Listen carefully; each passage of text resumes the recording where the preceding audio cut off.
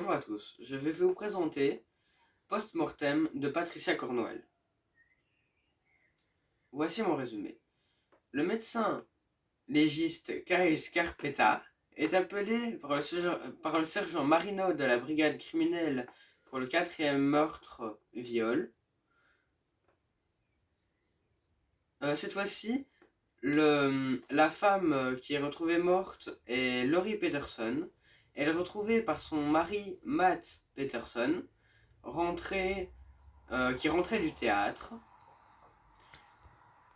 Et pendant un certain temps, ils ont suspecté Matt Peterson d'avoir commis les meurtres. Sauf que ça ne pouvait pas être lui, car le tueur est non-sécréteur et diabétique. Ensuite, c'est la sœur d'Abby Turnbull qui a été assassinée. Ils ont suspecté l'agent Bill Bolt, car il est non-sécréteur. Mais ensuite, ils ont compris que toutes les femmes qui avaient été assassinées avaient appelé le 911 avant de mourir.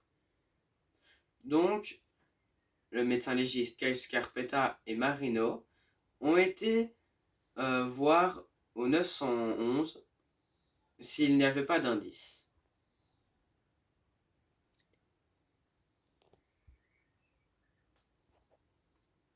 Voici mes deux fins. Première fin. Kyle met un pistolet sous son oreiller, mais le tueur réussit à entrer.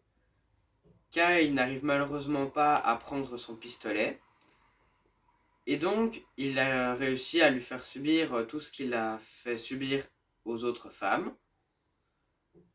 Il réussit à la tuer avant que l'équipe de Marino puisse arriver.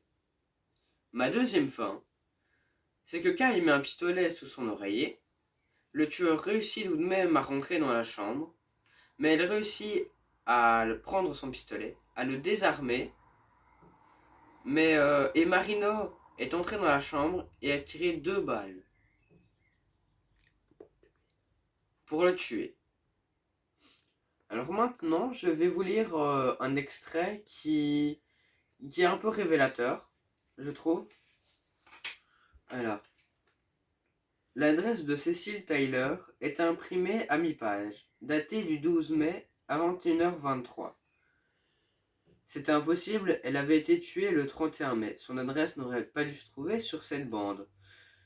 J'appuyais sur la touche d'avance rapide, arrêtant la bande toutes les quelques secondes. Il m'a fallu 20 minutes pour trouver l'enregistrement correspondant. Je le réécoutais 3 fois. À 23h21, précise, une voix masculine prend l'appel et annonce 911. Un bref silence. Une voix féminine, à l'intonation douce et cultivée, marqua sa surprise. Oh, excusez-moi, je suis désolé. Un problème, madame? Rire embarrassé. Je voulais des renseignements. Nouveau rire. J'aurais dû faire le 9 au lieu du 4. Ce n'est pas grave. D'un ton enjoué. Bonne soirée, madame. Silence. Un déclic. La bande-annonce continuait.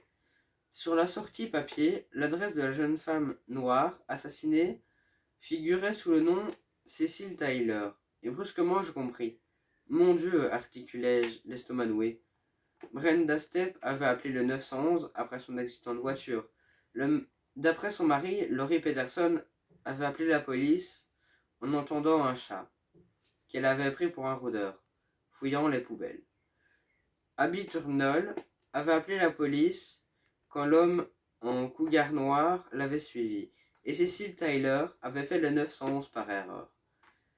4 des femmes assassinées avaient donc appelé la police, et leur adresse était aussitôt apparue sur l'écran de l'ordinateur gérant le 911. Et l'opérateur avait déduit qu'elle vivait probablement seule. Maintenant, c'est mon avis. J'ai aimé ce livre, car il y avait du suspense et ça m'a vraiment aidé à rentrer dedans. Ensuite, il y avait plusieurs enquêtes, ce qui me donnait vraiment envie de le lire. Et je savais directement où j'étais, car Kyle Scarpetta disait vraiment les choses, où elle était, ce qu'elle faisait. Donc je savais vraiment où j'étais. Et les interventions du narrateur étaient là au bon moment et pas trop souvent. Par contre, il y a une chose qui m'a un peu embêté, c'est que il y avait pour moi trop de descriptions et de choses superflues. Donc, si parmi vous il y a des gens qui aiment les livres policiers avec du suspense, je vous conseille très vivement. Bonne journée à tout le monde, au revoir.